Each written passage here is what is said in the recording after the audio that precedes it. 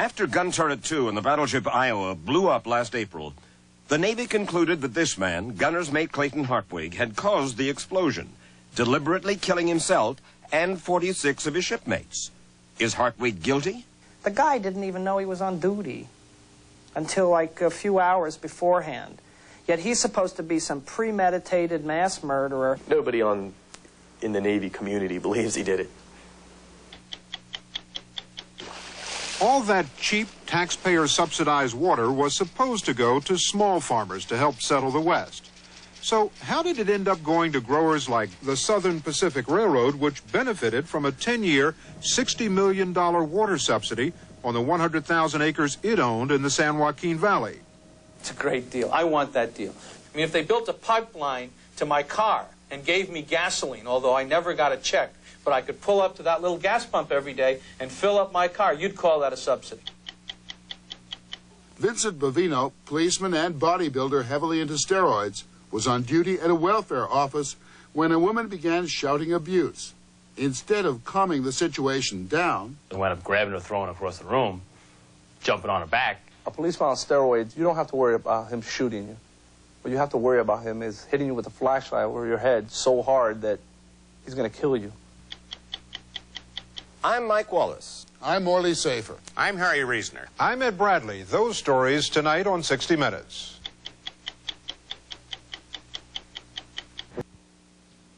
When a 16-inch gun aboard the battleship Iowa blew up last April, killing 47 sailors, the U.S. Navy was stunned. Shortly afterwards, stories began to circulate in the press about a homosexual affair between two sailors aboard the Iowa, Clayton Hartwig and Kendall Truitt. Truitt was the beneficiary of one of Hartwig's insurance policies. It was said that Hartwig had been jilted by Truitt and that Hartwig had blown up the gun to commit suicide, taking 46 of his fellow sailors with him. While the Navy investigated the possibility that the explosion had been a tragic accident, the Naval Investigative Service examined the possibility of a premeditated criminal act that set off that explosion. Finally, last September, Rear Admiral Richard Milligan, who headed the overall investigation, delivered the Navy's verdict at a news conference in Washington. It is the conclusion of this investigation that the tragic explosion on board USS Iowa on 19 April was caused by a wrongful, intentional act. Most probably, the insertion of a detonating device between powder bags 1 and 2 behind the projectile. That gunner's mate second class Clayton Hartwig was the most likely person to have introduced that detonating device. 60 Minutes set out to see whether the Admiral was right in fingering Hartwig. Do you think that the case that the Navy makes against Hartwig would be sufficient to obtain a criminal indictment against Clayton Hartwig? Personally, yes. You do? Yes.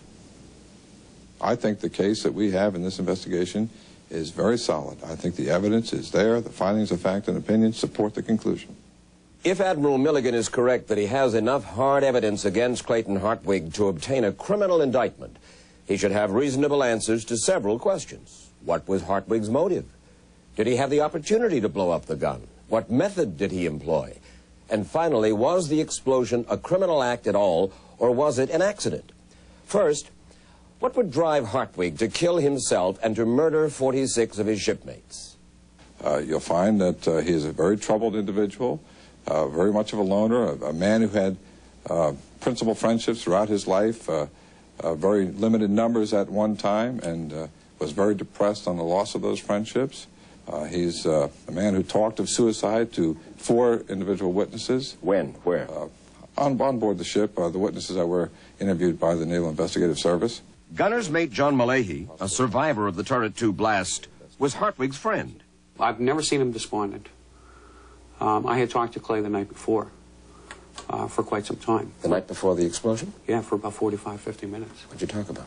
He was looking to go to London on his orders.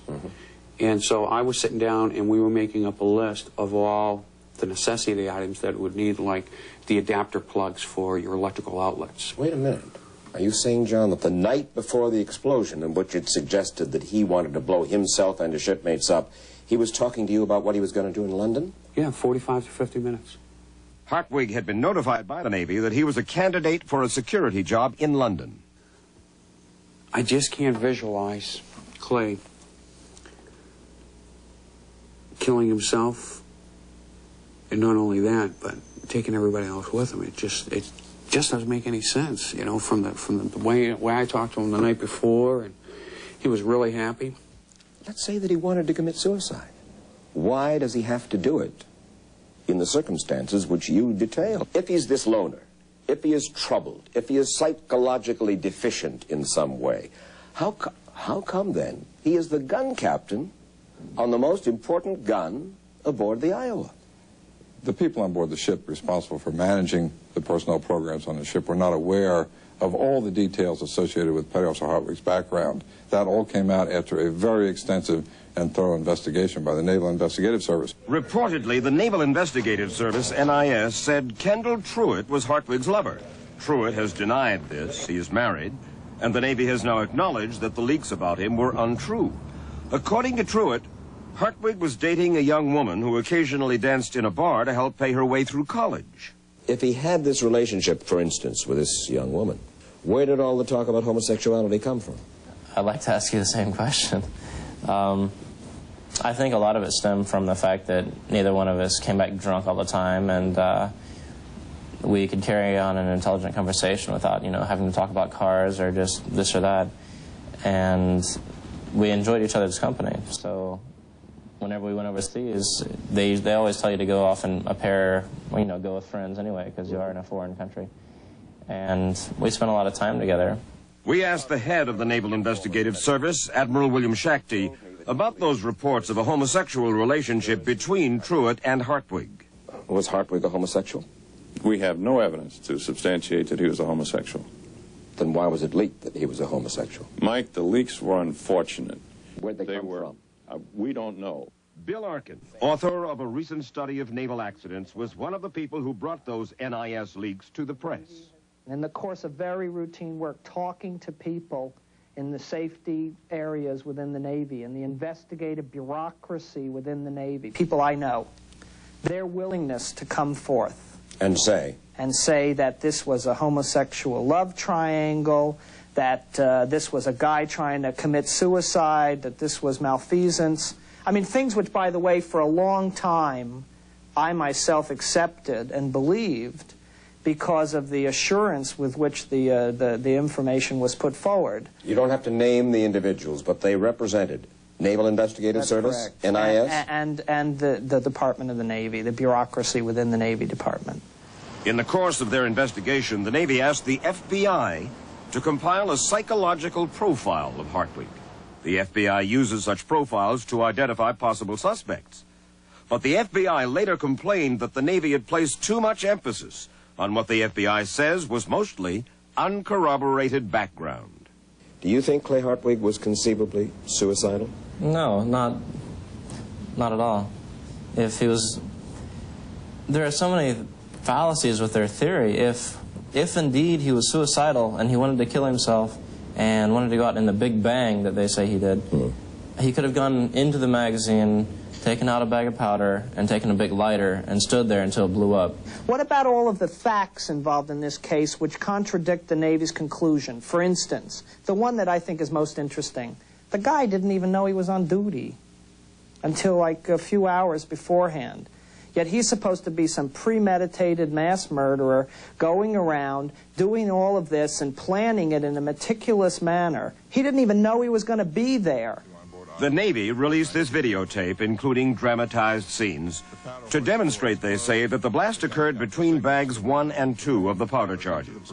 The Navy says that as gun captain, Hartwig was in a perfect position to insert a detonating device between those 2 bags. This shows how he might have done it. 3 bags are rolled down first, 2 are moved by the gun captain forward towards the breech, and 1 by the cradle operator aft.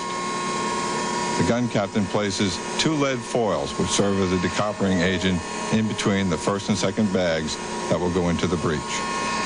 You're saying that Hartwig placed the detonator in between rolls 1 and 2 in a lead foil package?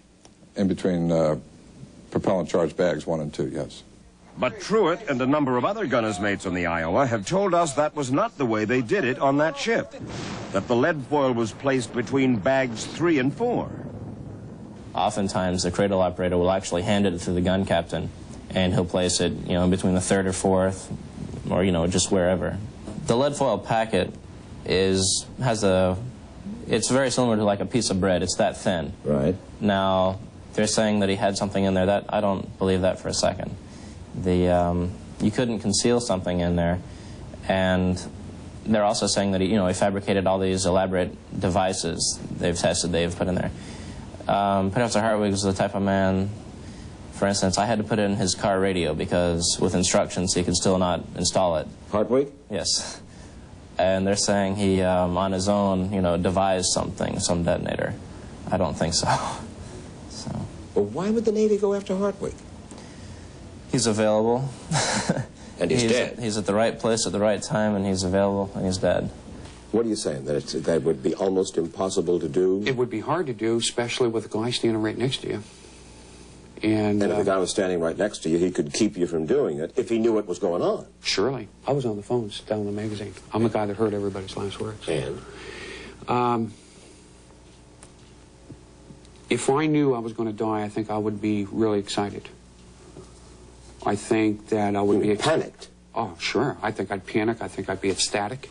And standing, the individual who was on the phones was standing right next to Hartwig, and who was a big old country boy. And I just can't see this guy, rather than if saw Clay doing a detonator or a timer or whatever, putting it in between 2 bags, rather than sit there and push the button down on a phone, talking. I think I'd be grabbing him. I think I'd be trying to get out of there. The Navy cannot explain the method they claim Hartwig used to blow up the gun. Mike, I don't know what he used.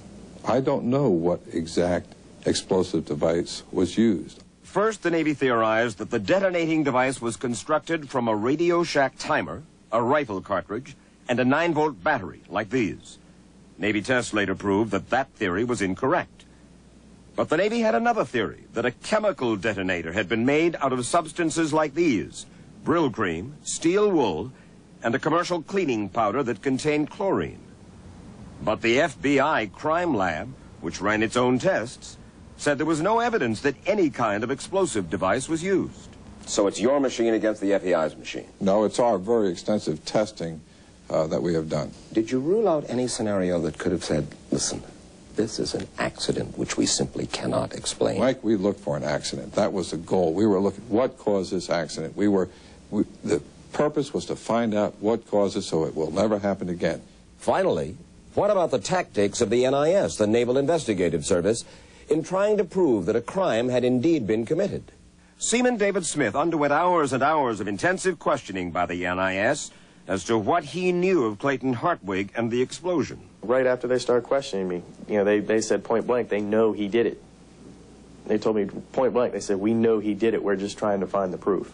They said that they could bring me up on accounts for 47 counts of accessory to murder, perjury, obstruction of justice. Smith claims he was persuaded after many grueling hours to tell the NIS agents that Hartwig had made a homosexual advance on him and that he had seen a Radio Shack timer in Hartwig's locker. But he later recanted both stories. And, everyone on the ship was telling me they're looking for someone to hang, so, I was scared that, I was nervous the whole time that, they were just looking to hang me. So, as soon as they left the room, I talked to this polygrapher, and I straightened out everything. And then they were really upset about that. He recanted to the Navy just 2 portions of his testimony. The fact that he had cited a timer in Petty Officer Hartwig's locker, he did recant that. And the fact that the statement that Petty Officer Hartwig had made sexual advances to him the night before the accident, he recanted that. Other than that, he's not recanted his testimony to the Navy. Did anybody else on that ship believe that Hartwig was responsible? Yeah, nobody in the Navy community believes he did it. Smith was not the only one to complain about NIS tactics. Ken Truitt's wife, Carol, was especially bitter. I've been questioned by NIS twice. And the first time they came to my home, they looked through my underwear, they read my high school yearbooks, they read letters that I'd written to my husband. The second time they questioned me, it got even worse. Have you ever had sex with Clay Hartwig, Mrs. Truitt? Have you ever had sex with Clay Hartwig and your husband at the same time? Have you ever had sex with any of Ken's friends? There is yet another piece of evidence apparently ignored by the Navy that points to an accidental cause of the explosion. Just 3 weeks before his death on the Iowa, this sailor, Jack Thompson, told his wife Lisa and his family that he considered turret 2 to be a potential death trap. He described another accident that had happened in the turret in February. He's made comments like there's a bunch of goof-offs on the ship that's going to get me killed someday. He said they're sending me 18 and 19-year-old kids that don't know how to do anything, who don't want to learn how to do anything. He said, we're going to get me killed someday. That's all there is to it. As the Navy's own report revealed, Thompson was right about the lack of training on the Iowa. For example, most of the 58 men in each of the 3 16-inch gun turrets were deemed officially, quote, unqualified for their jobs. In Turret 2, the ship's best-trained unit, they had only 13 men out of 58 who were officially qualified. Jack Thompson described his close call with death in Turret 2 back in February to his wife. Well, he said they had just gotten the breech closed when the gun fired. So if the breech had been open when they had the misfire, well, the same thing probably would have happened that happened this, the explosion. And just days after Admiral Milligan brought in his indictment of Hartwig, Representative Mary Rose Okar of Ohio gave Milligan a letter from the Thompson family describing that February accident. He poo-pooed the whole notion that this young man was afraid and that had witnessed various unsafe, hazardous occasions while on board that battleship. I wouldn't classify it as poo-pooing it. We have provided that letter to the Naval Investigative Service. It has been looked into. Lisa Thompson described the NIS follow-up visits to her family in rural Tennessee. The NIS coming and wanting to know exactly what we knew, and it's just like they are trying to cover something up and trying to blame it on somebody. Representative Okar has, from the beginning, spearheaded the congressional defense of Clayton Hartwig, one of her constituents.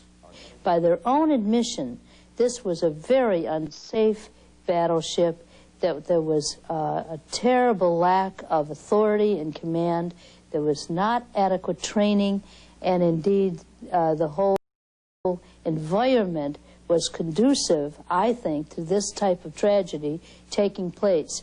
Now, that is by their own admission. Now, so we're all students of logic.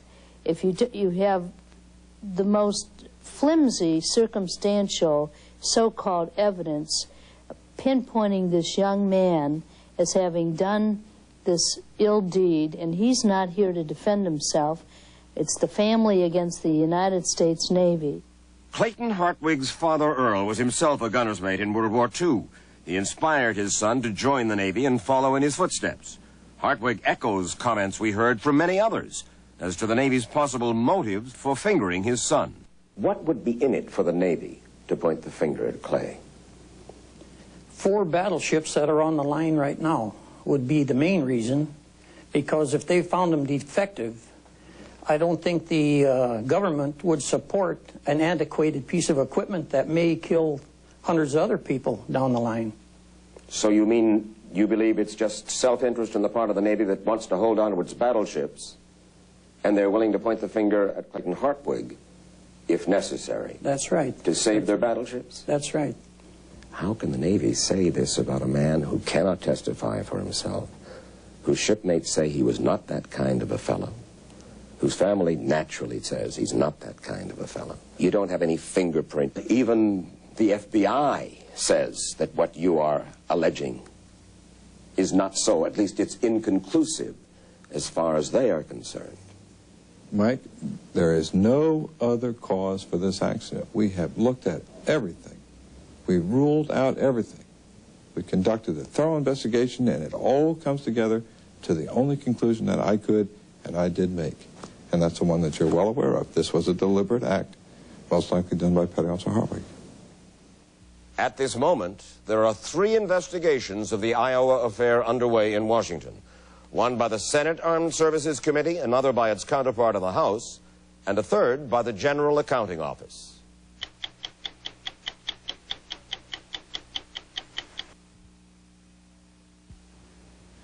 If you're one of those people who thinks the Colt 45 and the Winchester rifle settled the American West, you've only gotten part of the story. What really settled the West was water. Back when Teddy Roosevelt was president, Congress decided to invest in a vast network of dams and aqueducts so that pioneers could turn deserts into cropland. Congress set up the Bureau of Reclamation to build the dams and agreed that taxpayers would foot the lion's share of the farmer's water bill, as long as no one farmer got more than 160 acres worth of cheap water. That was to make sure that family farmers, not corporate farms or land speculators, got the benefit of the irrigation subsidies. But on the west side of California's San Joaquin Valley, it hasn't worked out that way. In fact, this million-acre stretch of farmland is about as far from Little House on the Prairie as you can get. Congressman George Miller of California, who is chairman of the House Subcommittee on Water and Power, has had his eye on the farmers there for more than a decade. We're not talking about when we think of farmers, most of us think of the guy in Iowa and Kansas, the average Midwestern farmer. Guy who's farming 200 acres, maybe leasing another 100 acres, working it with his son and his family and trying to make a go of it. No, we're talking about a guy with a Learjet, a Cadillac, and a summer home in Hawaii, and who's doing very well and who probably spends more time going to political testimonial dinners than he does putting a shovel in the ground. Two San Joaquin Valley farmers, James G. and his son James W. Boswell, are the world's largest cotton growers. And yet a government expert under oath calculated that every year taxpayers pick up about $11 million, or about 85% of what it costs to deliver water to just one of the Boswell farms. Now, the Boswell Company often uses the water to grow surplus cotton.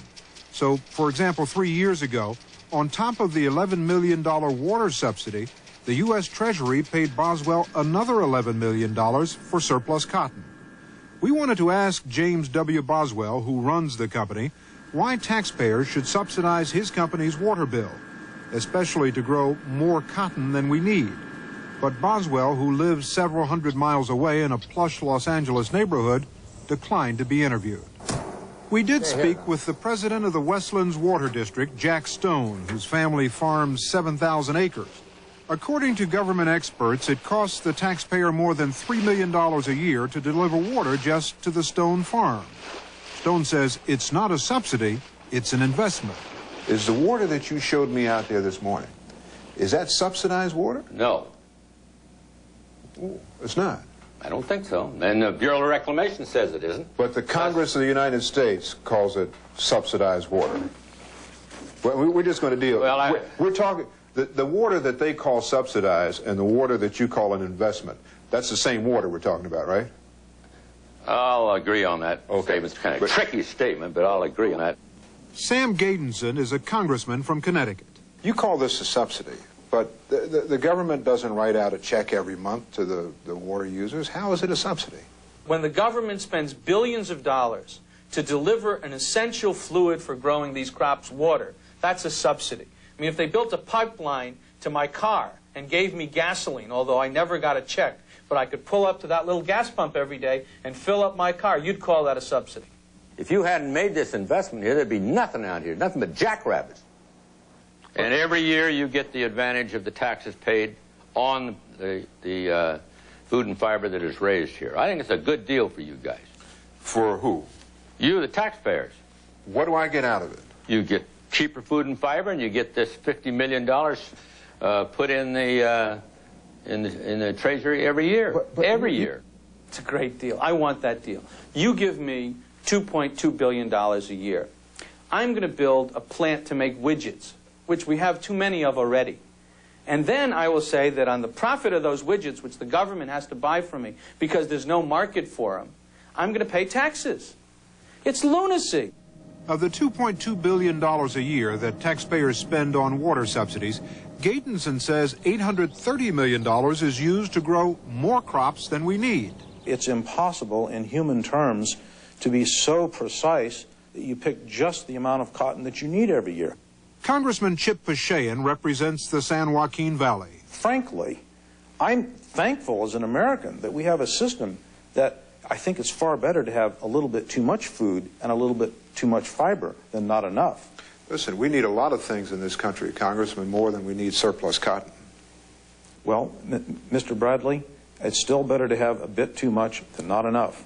If they were saying there are hungry people in the world, there's a demand for this market, it somehow helps the United States. You could say there was a national policy reason. There's some social reason for the taxpayers to subsidize these handful of rich people generally.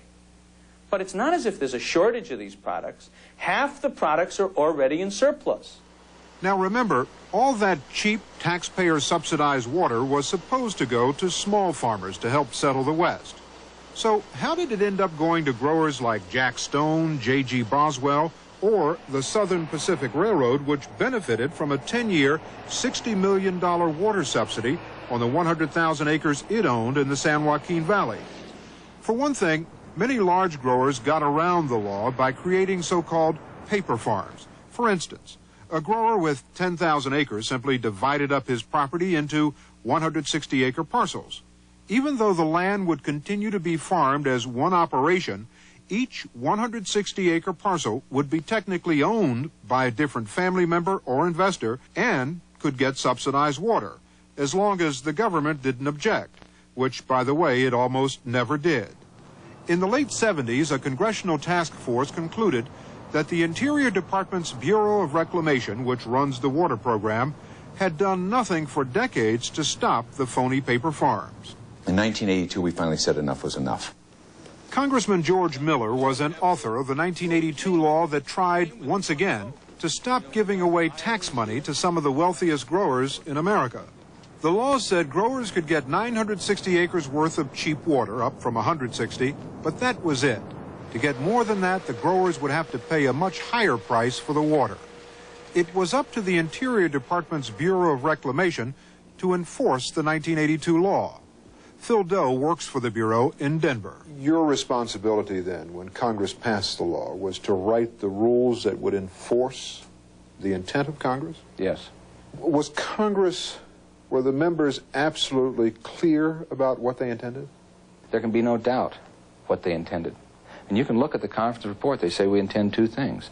We intend to raise the ownership limitation, and we intend to limit the subsidy. Period. They made no exceptions for anyone. They said we intend to limit the subsidy. So Phil Doe wrote a set of tough rules which would have placed an absolute limit on how much cheap water any one farming operation could get. Those rules would have saved taxpayers several $100 million. But after California growers complained bitterly to Interior Department officials, Doe's rules never went into effect. They told me that the decision had been made to go with the water users, and I could get aboard or I could get rolled. You could get aboard or you could get rolled? Yeah, I got rolled. Growers used to get around the law by leasing land technically owned by others. The 1982 law made that illegal. Instead of leases, growers these days divide up their land into trusts, which is permitted by the Bureau of Reclamation. Let's say that you own 10,000 acres. The law says that you can only get water on 960. But let's say that you have 6 grandchildren. Well, just parcel out 960 to each of them, and then set up a farm management arrangement and make yourself the manager and farm it all. And you're entitled to subsidized water on the whole bit, the way these rules are written. This took a lot of time for these people to figure this out. A lot of lawyers spent a lot of time, but they think now they've come up with a scheme that allows them to get around the law. Jack Stone transferred his land to a trust in the name of his grandchildren. Did it have anything to do with continuing your supply of cheap water? Certainly we think about that, but what we did mainly is to distribute my assets to my family. What's wrong with a farmer who's worked hard, made something out of this land, setting up a trust for his son, his grandchildren? Because he's not passing on his property, he's passing on a federal subsidy. His grandchild has no right to a federal subsidy. And because the federal government made him rich doesn't mean he has a right to say that the federal government has to make all of my children rich or make me rich forever. That's not written anywhere. It's not right. Why should the taxpayers in Dayton, Ohio, Washington, D.C., and Woonsocket, Rhode Island, why should they pay so that your grandchildren will have interest-free subsidies? I figure they're made that investment in order to have cheaper food and fiber and a better economy for the West. I have no argument in 1903. California has been a very big beneficiary of the reclamation program. It did, in fact, provide an economy that's been tremendous, provides for export markets. All right already. Grow up. You know, I subsidized my kids for the first 21 years, and then I decided, hey, come on, get a job. Tell these guys to get a life. The way the law is written now, and the way the law is enforced, who can get subsidies out? Anyone. Anyone in the world. You can live in Abu Dhabi, you can live in Tokyo, you can live in Brussels. You can get the subsidy. It doesn't matter. Is Doe exaggerating? After all, the law specifically says foreigners are not entitled to taxpayer-subsidized water. But they can get around that law simply by paying a fee of about $50 to set up an American corporation. Then for each corporation they set up, they can buy a 960-acre parcel of land complete with taxpayer-subsidized water. I mean, why in God's green earth are the American people subsidizing people that aren't farmers? Non-resident aliens, doctors, lawyers, Indian chiefs. Why? They're not there farming. They don't know anything about farming. It's an investment opportunity for them. But Dale Duval, who until recently was commissioner of the Bureau of Reclamation, insists that what growers and investors do to get subsidies is not against the law. These things were highly debated and hotly contested issues in Congress before the very committee that Mr. Miller chairs. And he did not have the preponderance of support in Congress to outlaw these things, to make them against the law. If he had, I would be the first person enforcing the law to read another way. But the General Accounting Office, the investigative arm of Congress, has just completed a 3-year investigation into subsidies approved by the Bureau of Reclamation.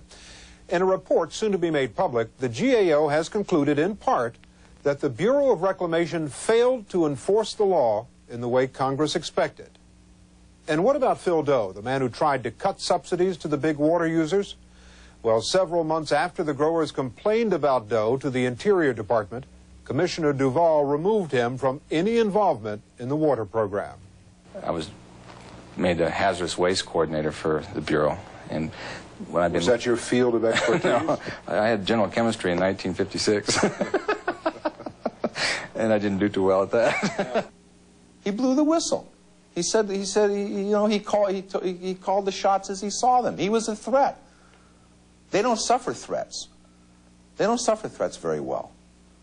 And they have had the absolute run. Listen, I've been around when we're drinking whiskey and water with these people. And they love to tell war stories, how they got rid of this senator, or how they made this person change their mind, or how they got rid of that bureaucrat. Come on. I've listened to these people talk for years about their control of the Bureau and their control of the Department of Agriculture.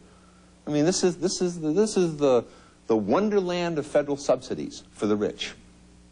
With all we've learned about water shortages in California, it surprised us to learn that farmers use 85% of California's water supply, much of that on surplus crops.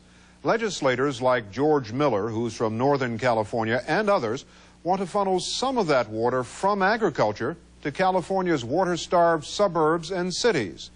Meanwhile, the Bureau of Reclamation says it plans to renew existing irrigation contracts, which means that unless Congress takes action, those big growers will continue to get cheap, taxpayer-subsidized water for another 40 years.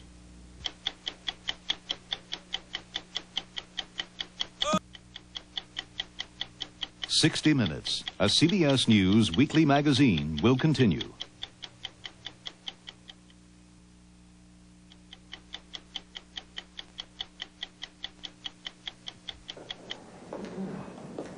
Did you know that if you're not using AT&T and your 800 number goes out, it could be down for hours?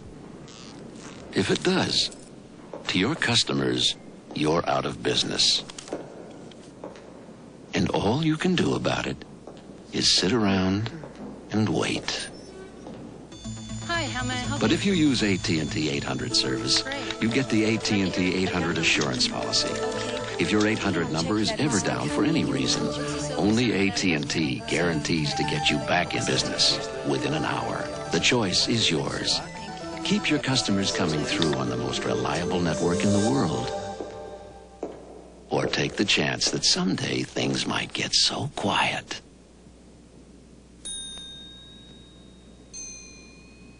Reliability, another AT&T advantage.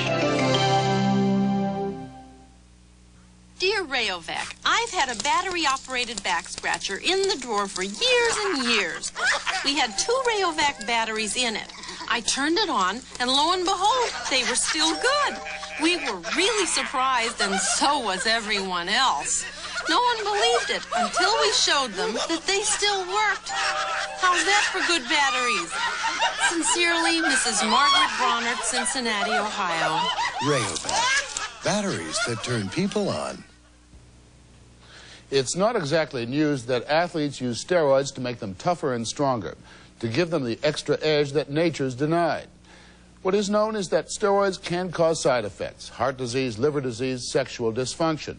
What's not so widely known is that steroids also increase aggression and anger, qualities which may enhance, say, a weightlifter's competitiveness or a linebacker's fierceness. What they may do to him off the playing field's another matter. If the athlete's a cop, the side effects, as we will see, can be tragic. We talked to 3 former police officers, all of them weightlifters, all of whom used steroids on the job. Freddie Gasca was a Miami policeman. I would definitely not want to be stopped by police on steroids. In Oregon, Glenn Woolstrom was a deputy sheriff. Sometimes I felt extremely uncontrolled with my temperament. Vincent Bovino was a cop in New York. One day, as a practical joke, some fellow officers decorated his car. He went into a rage. And I pulled out my gun.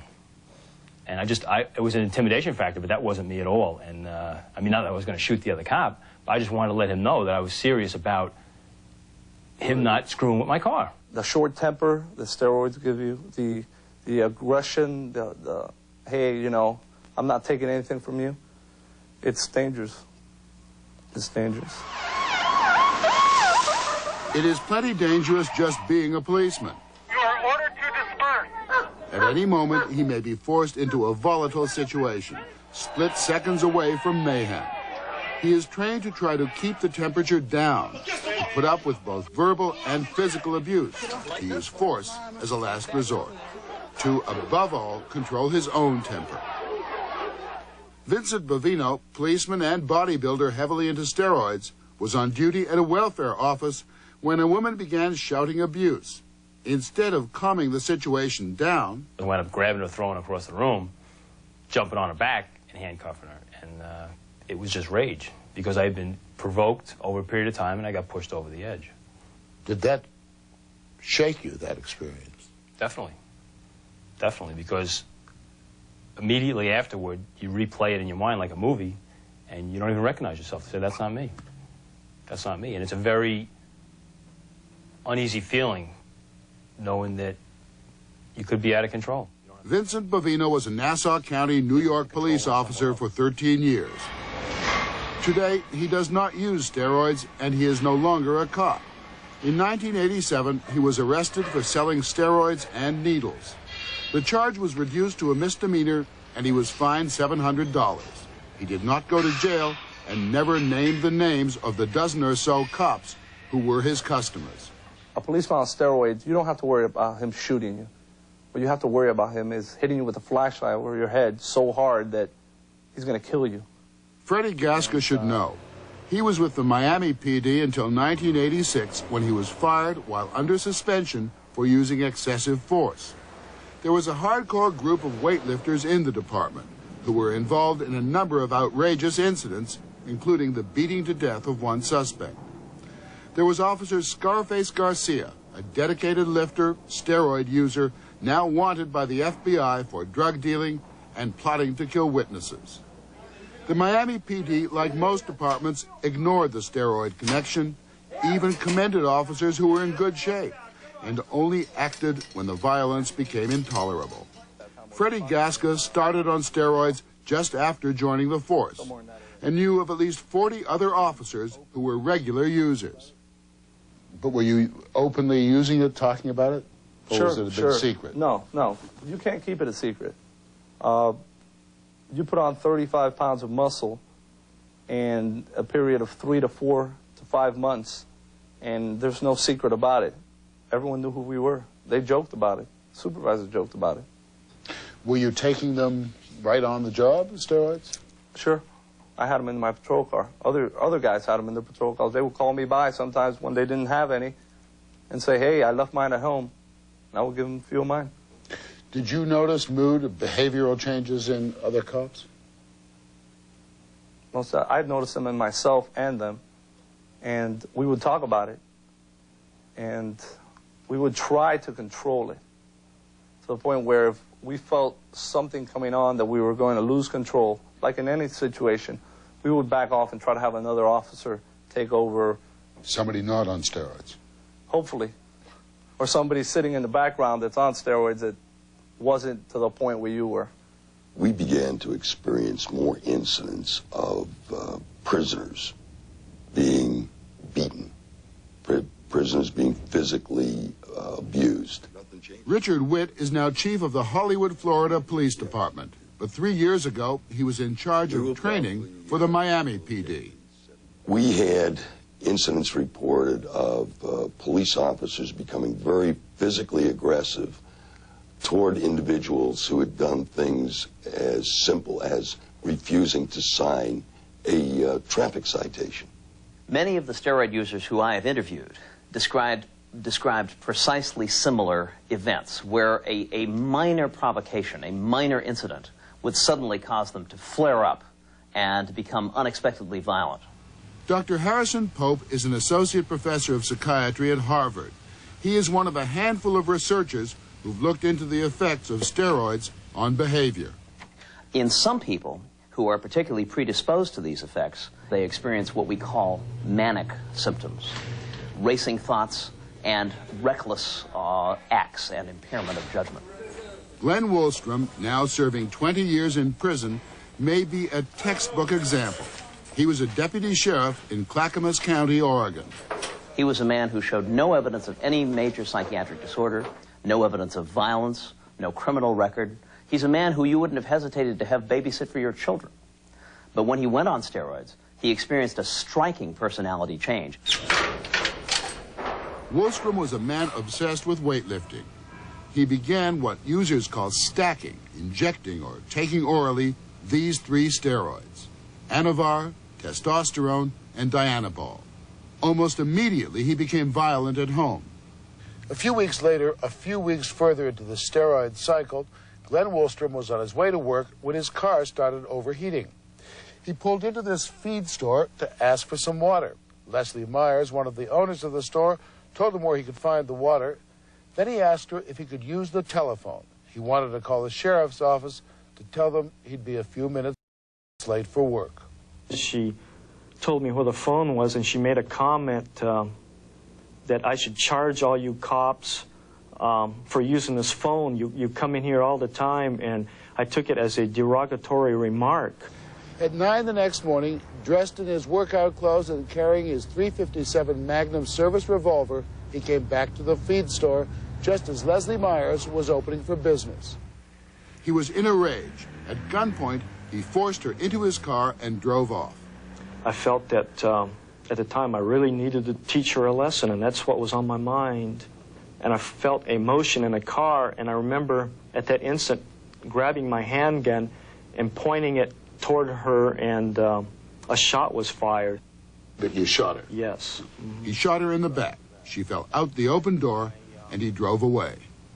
I felt that it had not really occurred. At least in my mind, I thought, I have to be dreaming this, that something may have happened, but this just can't be true. It was brutally true. That one shot left Leslie Myers paralyzed for life. Woolstrom was arrested a few hours later by a friend, Detective Jim Stroving. And he said, as he threw up his hands, he said, all right, I knew I couldn't get away with it. I'll tell you what you want to know. And then a moment passed, and he said, it's those steroids, it's those steroids. A blood test showed Woolstrom had 50 times the normal level of testosterone in his system. Dr. Douglas Johnson, a psychiatrist, examined him a few days after the shooting and ultimately testified in his defense, stating that the steroids, not Woolstrom, had pulled that trigger. one could fairly ask, if he knew the steroids were doing something dreadful to him, why didn't he stop taking them? Mm-hmm.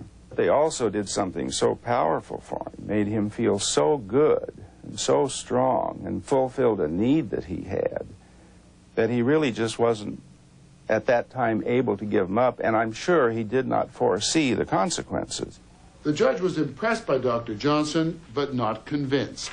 He said, "I can accept and believe that these drugs induce hostility and aggression, but he could not accept that steroids made Glenn kidnap and shoot Ms. Myers."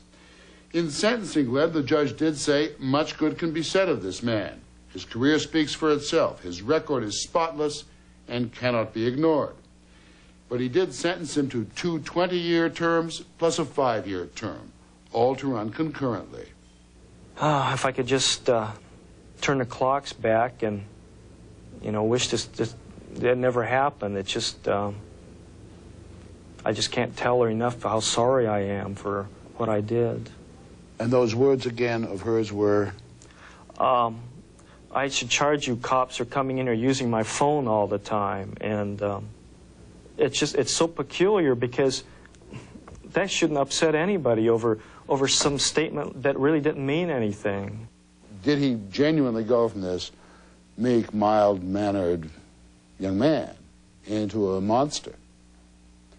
I am convinced that he did have a real Jekyll and Hyde change from the steroids, both from my own interview of him and from conversations with other people who knew him. He never showed any instance of this aggression and irritability prior to steroid exposure. Have you kept in touch with your friends in the force? Some of them. They still on steroids? Some of them. Many? A few. But I also, I'm around the courthouse. I see policemen, and I've seen many policemen that are or have been on steroids because I can tell by their size.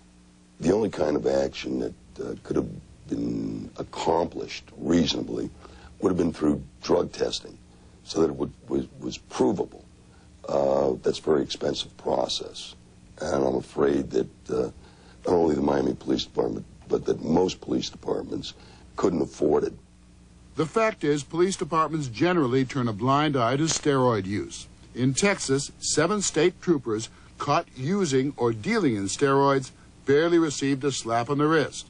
And the same kind of tolerance of steroids by police is common around the country.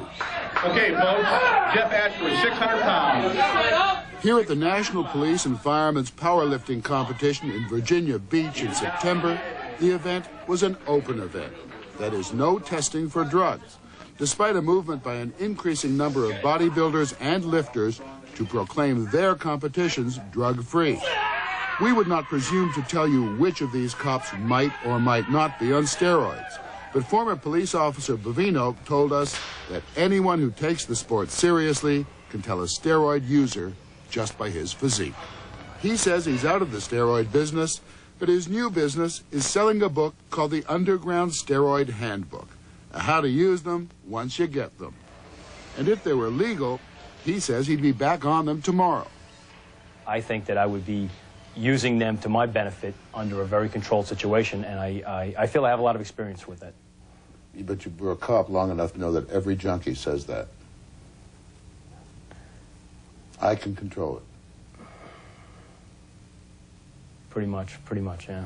That's true. It's just, when you're talking about athletics, bodybuilding and things, bodybuilders don't see themselves as junkies. Olympic athletes don't see themselves as junkies. While the law currently regards the illegal distribution of steroids as a serious crime, last week a bill was introduced in the Senate that puts steroids on a par with cocaine and heroin.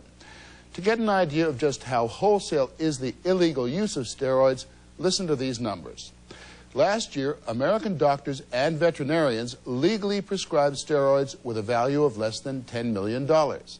But in that same year, steroids with a value of something like $500 million were manufactured here or imported into this country, and one way or another were made available to users. To get them, we're told, all you have to do is ask, in practically any gym in the country.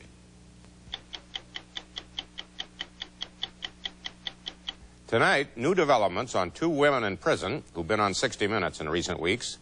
Delia Alanese, who got 10 years for the hired killing of her husband, who beat her for 17 years, she's been granted clemency by Washington State's governor, and she's free. And Joyce Ann Brown will be out of jail.